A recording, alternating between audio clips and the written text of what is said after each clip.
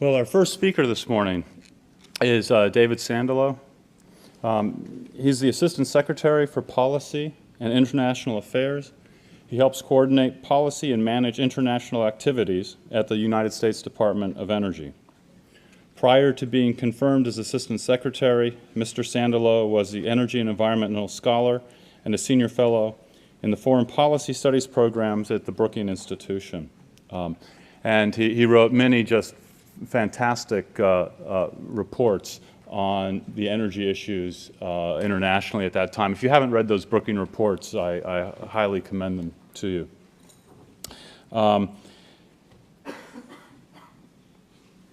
He's the author of Freedom from Oil, the editor of Plug-in Electric Vehicles.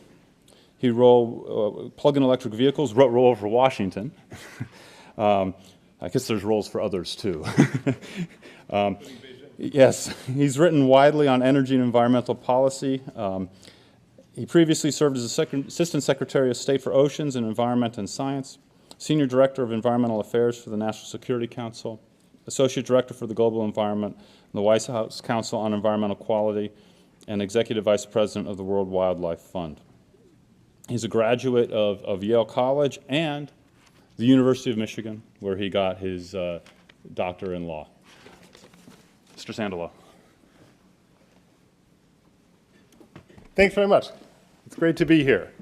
And congratulations to you and congratulations to everybody who's pulled together this very interesting conference with this terrific group of people.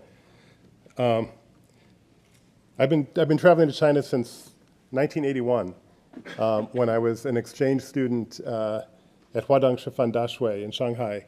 As part of one of the first groups of exchange students to go to China after normalization of relations between our two countries, and at the time, there was exactly one international telephone line in the entire city of Shanghai that we could use to call home. One. We would take cabs to the Heping Hotel every weekend to call home, and you know I've been to China 9 times in my current job, which I've been in for 2 years now. And every time I arrive, it's a 14-hour nonstop flight from Washington, D.C. to Beijing, and can't get emails when you're in flight. So as soon as I hit the tarmac in Beijing, of course, I pull out my BlackBerry, right? Like every other business traveler arriving in China. And by the time I get to the gate in Beijing airport, I've already probably returned 3 emails around the world. And by the time I clear customs, I probably made a call, right? So, if you had told me in the summer of 1981 as I took a cab to the Heping Hotel that one day I would land in Beijing airport and that it would be the biggest building in the planet, which I'm told, it's the biggest building under one roof, and I would pull out a box like this and make phone calls around the world before I got to the gate, I wouldn't have begun to believe you. So if anybody ever tells you that the sustainability challenges that you're going to be discussing in this conference are insurmountable or too hard to overcome, don't believe them. The progress that has been made over the past 30 years, just in the space of my adult lifetime, in these just in the growth of China is unbelievable. And in technologies also, it's just been remarkable. So I spend a lot of time these days with physicists. I work for Steve Chu, who's the Secretary of Energy of the United States and who won the Nobel Prize in Physics. And physicists like to talk about existence proofs. And we have an existence proof of our ability to make dramatic progress in technologies over the course of the past number of years. So I say don't be skeptical. I just want to say before going further too that I've been going to China since 1981. I've been coming to Ann Arbor for even longer. I didn't just go to Michigan Law School. I grew up here, went to Pioneer High School, and I want to acknowledge my parents who are sitting in the audience here, my mother and father, whose house I stayed at last night. So it's wonderful to be here in Ann Arbor, see my parents, be in my hometown of Ann Arbor, Michigan. Before I go, I have a slideshow which I want to show you, but before I do that, I want to start your conference with a little audience participation, kind of along the lines of the topic I was just discussing. So how many people here own at least one cell phone? Just raise your hand. Okay. Look back 20 years, not 30. How many people believe you owned a cell phone 20 years ago? Okay, almost nobody. So how many people here own a laptop that has access to the internet? Yeah. Okay, 20 years ago, how many people had a laptop with accident. Okay, this might not be everybody, but how many people here have ever driven with a little black box with it's a female voice, for some reason always a female voice, that in your car that says, turn left in 1 mile, turn right in 50 feet, recalculating route. How many people know this device, the GPS device? How many people, even 15 years ago, 10 years ago, how many people even had the idea of a little black box that knew within 50 feet where you were as you moved around the planet? Probably a few people here. A few people here had that idea. I didn't. It's just, okay, so how many people here plugged in their car when they went home last night? Or last time they went home? Nobody. How many people have PV or photovoltaic cells on their roofs for electricity? All right, our vice president does. We've got one. Okay, how about this? In this crowd, and I think you're probably self-selected for your interest and maybe expertise in energy issues in part.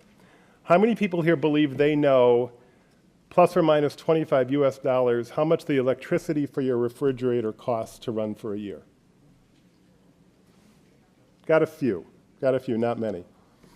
By the way, the contrast with our knowledge on gasoline prices is stark, right? I mean, everybody in the United States, a little bit less in China, everybody in the United States knows how much gasoline prices cost. Nobody knows how much even basic appliances cost.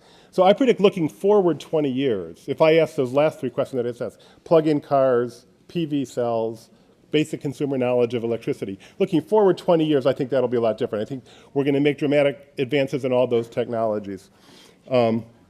But it will depend upon the work of people in this room, and it will depend, I think, a lot upon the United States and China, the largest developed country in the world, largest developing country in the world, coming together and working jointly on these issues. So let me, just to get you started in this conference, I've got some slides with some basic statistics. They might be familiar to some of you, and I want to tell you a little bit about what we're doing in Washington, D.C. on these issues. So China and the United States, together we consume about 40% of the world's energy. A little bit less. Together, we account for more than 40% of the greenhouse gas emissions in the planet.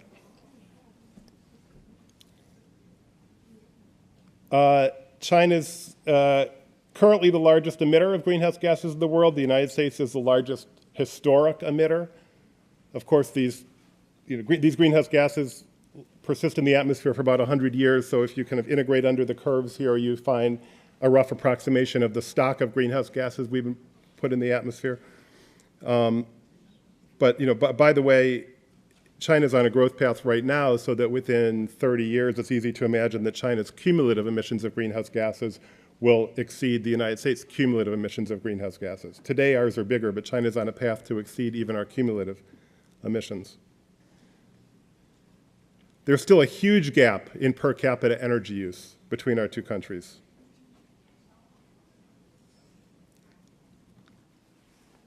China's economy is much more energy intensive.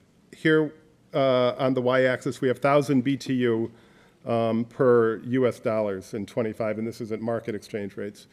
But China's much more energy intensive. There's been some significant improvements in Chinese energy intensity, and the next 5-year plan is calling for even more, but it remains much more energy intensive per unit of GDP. And here are just some statistics for comparing and contrasting our two countries. Population, 1.3 billion in China, about 300 million in the United States. Coal consumption, 46% of the world's coal consumption in China today, 13% in the United States. So along with India and Russia, we're obviously major coal consumers in the world. Annual motor vehicle production, I'm going to have a little bit more about this, but dramatic developments in the course of the past couple of years in the way this has shifted between our two countries in terms of annual motor vehicle production. Today, China more than doubles the United States in motor vehicle production. This is an interesting one. High-tech exports, roughly as a percentage of all of our manufactured exports, about the same in each country. And the reason that's interesting, at least in the United States, there is some perception that China's exports are driven by low labor costs and these types of factors. China's increasingly a place where there's a lot of value added happening in the manufacturing process. And their high-tech manufacturing as a percentage of total exports, roughly the same as the United States.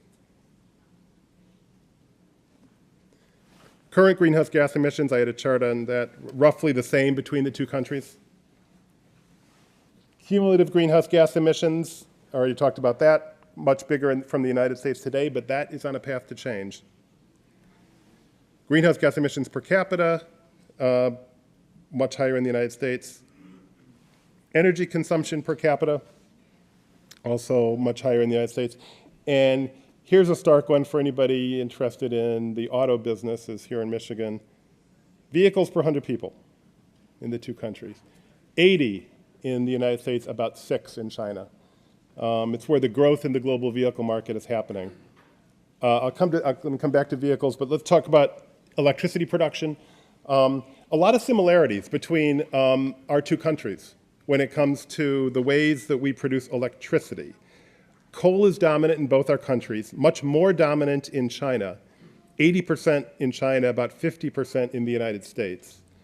By the way, 80% is, in much of the Midwestern United States, we have about 80% coal dependence in some states in the United States. But overall, the United States is at 50%. We have 20% gas in the United States, 20% nuclear. China has really, it's coal and hydro are the dominant sources of electricity. A word on nuclear is particularly timely here. China, half the nuclear plants in the planet are being built in China today. Right now, it's a very small percentage of the installed electric base, but it's growing. Both of our countries have very serious nuclear safety reviews underway in light of the tragic events in Fukushima, Japan. But nuclear power is extremely important to our electricity generation in the United States, something that we're strongly committed to finding safe ways to continue with. Both countries now import around half of our oil. This is a very strong common interest we have. We are the world's leading consumers of oil, the world's leading importers of oil. We in the United States became a net oil importer in the 1940s. China became a net oil importer in the 1990s. For both of us, this is a huge drain on our balance of payments and a hugely important geopolitical factor. Here's Chinese auto production. Look at in US and Japan, just look at the changes over the past couple of years in this. In the United States, we peaked 2005 in auto production, obviously dropped in the financial crisis. Thanks to the leadership in large measure of my boss, President Obama, and many others. US auto production has climbed upwards in the past year or two, restored the growth rate with also extraordinary contribution from manufacturers, here in Michigan and real leadership. But in that same period, Chinese auto production has skyrocketed dramatically, selling into an enormous market, of a rapidly growing domestic market in China. And anybody who spent time on Chang'an Avenue in Beijing or elsewhere knows about the auto sales in China. Traffic is a huge issue, but particularly in what are sometimes called the third and fourth tier cities in China, the auto market is going to continue to explode for the foreseeable future. China also builds half of the world's new floor space each year. So get this. So today the United States has around 300 billion square feet of floor space in our buildings. China is going to add that same amount in the next 15 or 20 years. So China is going to build a United States worth of buildings in the next 20 or 25 years. If you're looking for an inflection point in global energy use or in global greenhouse gas emissions, improving the energy efficiency of the Chinese building stock is about as powerful a lever as there is. And in the past couple of years at the US Department of Energy, we've had tremendous conversations and ongoing technical work with Chinese ministries on exactly this issue.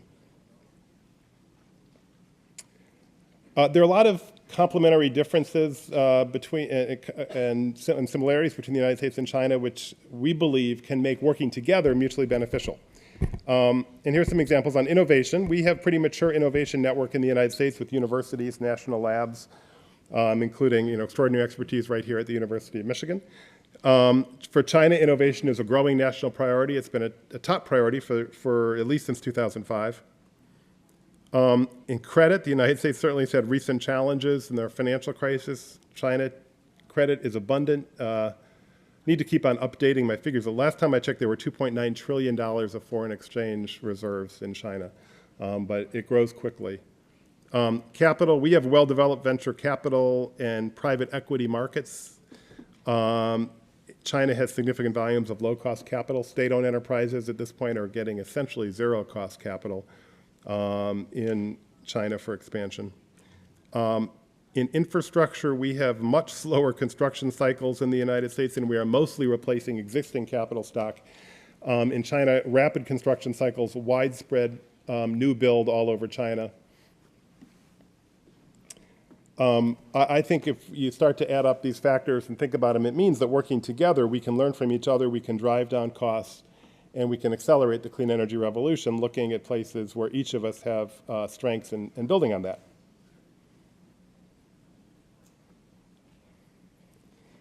There is a long history of work together on these issues between our two countries. Here's Deng Xiaoping and Jimmy Carter signing the 1979 Science and Technology Agreement, S&T agreement, between our two countries.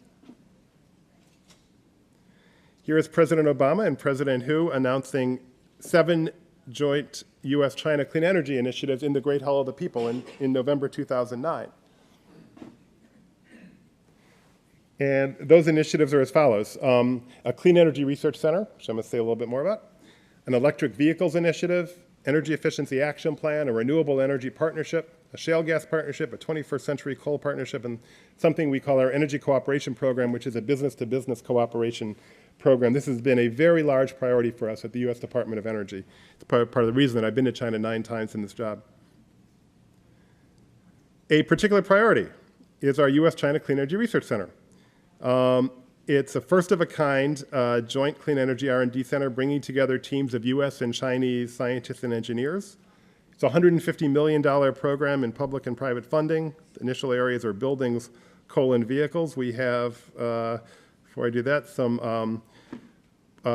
many of you are very involved in this. I want to recognize Dennis Asanis, who leads the vehicle program for the CERC, as we call it. And sitting right next to him here in the audience is Jerry Fletcher, who leads the coal program for our U.S.-China Clean Energy Research Center. What the University of Michigan is doing here is really impressive in this area. It pulled together a great proposal, as did the University of West Virginia, Jerry.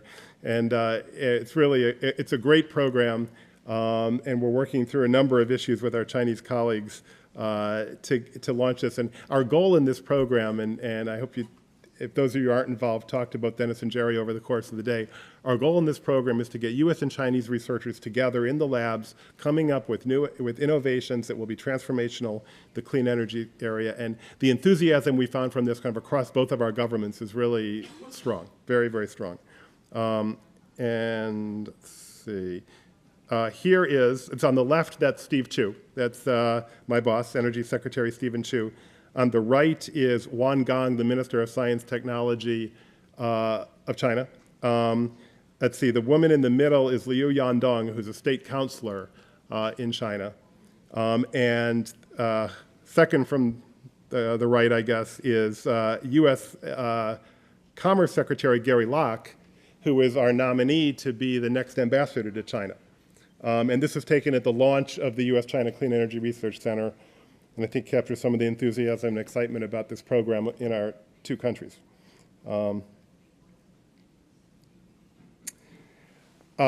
We've also worked closely with Argonne National Lab. We hosted a U.S.-China electric vehicle and battery technology workshop. Actually, we've now hosted a couple of these. For about 10 years, there's been something called the U.S.-China Oil and Gas Industry Forum, which has been a very productive exchange between our two countries on oil and gas issues. We just launched 2 years ago the first U.S.-China Electric Vehicles Forum. We've held several of those.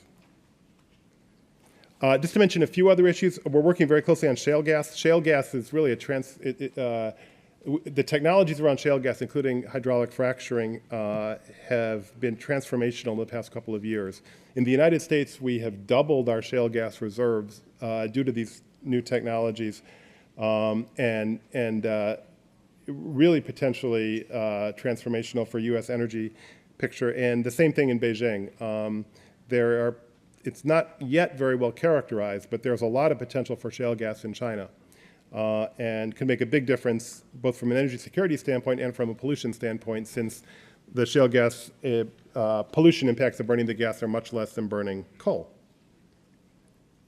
So returning to where I started here is the Shanghai waterfront back when I was a student in 1981. This picture was actually taken 2 years later, view of Pudong in 1983.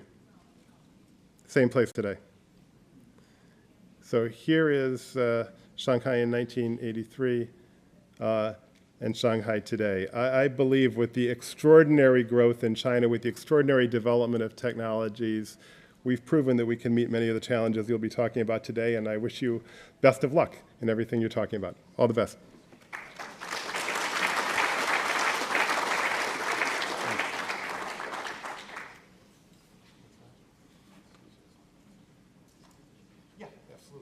Yeah, delighted to take questions, if anybody's got questions.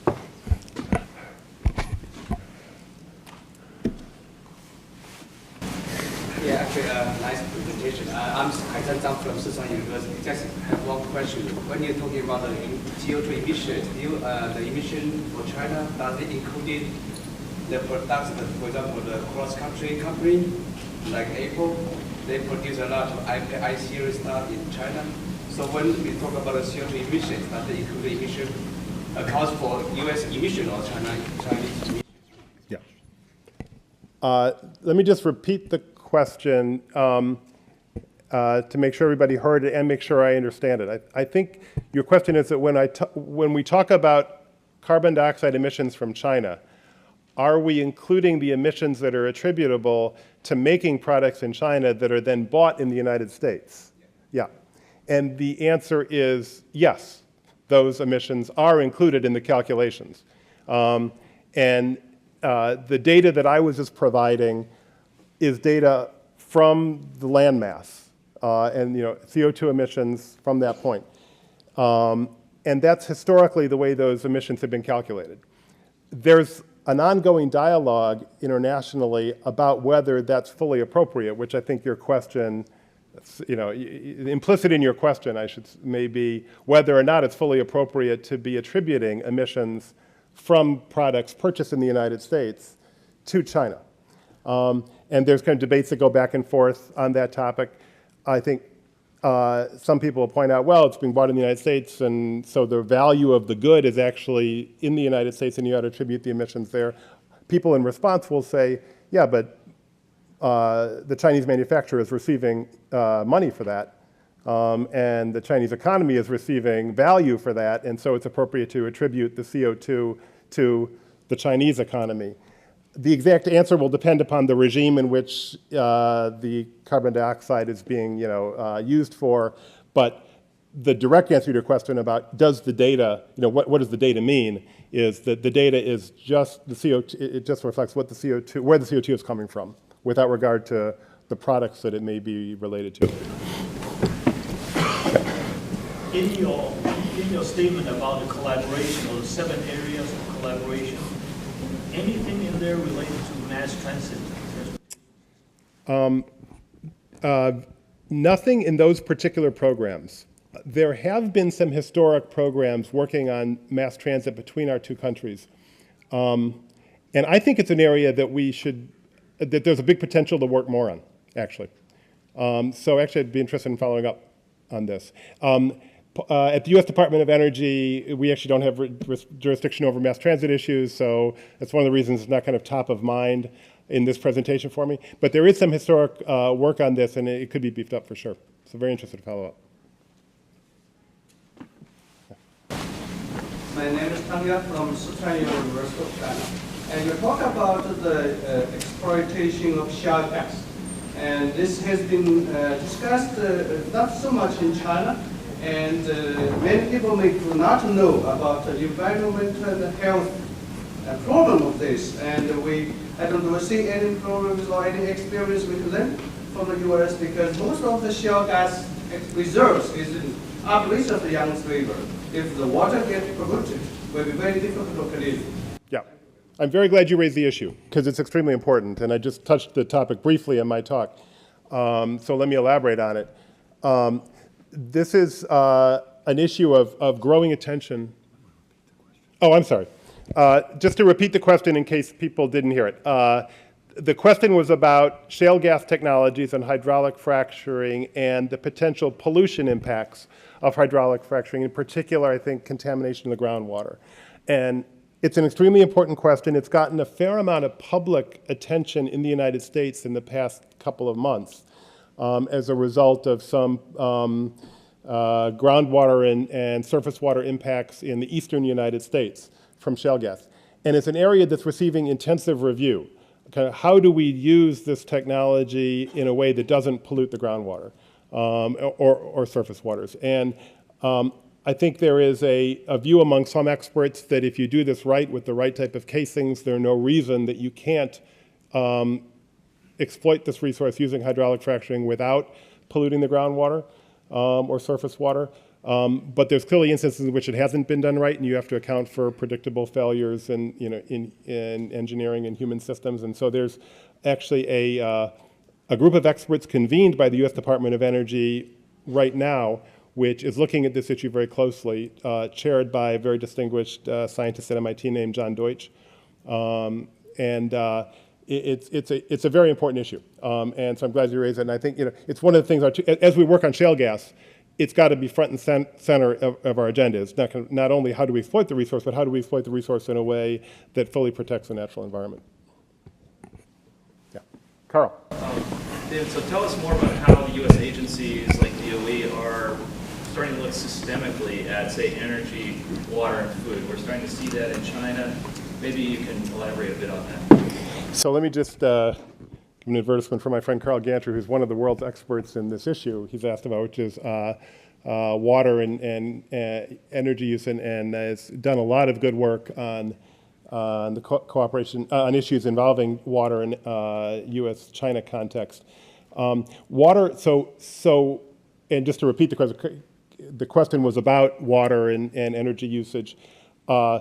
Water is a limiting factor in a number of different energy technologies. The one that comes to mind most quickly is in coal-to-liquid technologies, which are, there's some under development in Ordos. I think there's a big coal-to-liquids plant.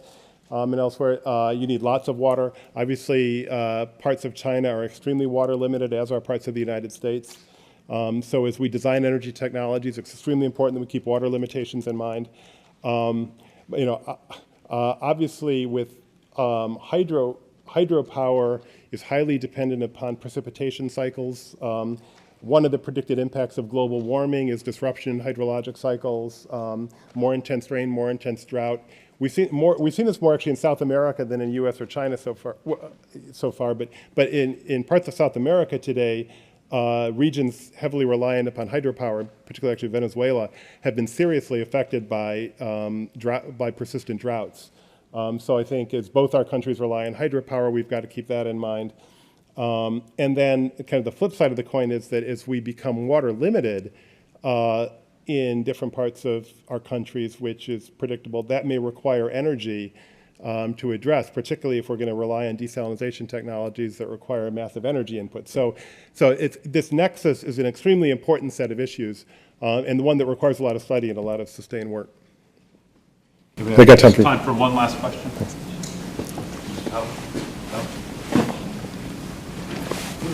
David, thank you for a wonderful presentation. I'm David Neal, also a board member of JUICE, Dennis Brazy's U.S. China Energy Forum. So based off these 7 areas in the next 4 or 5 years, what do you think are some of the key objectives or targets that you're working together with China to implement this? I would say we have both. The question is, what are our objectives for the next 5 years in some of these areas? Broadly speaking, I would group them into technology objectives and kind of institutional political objectives.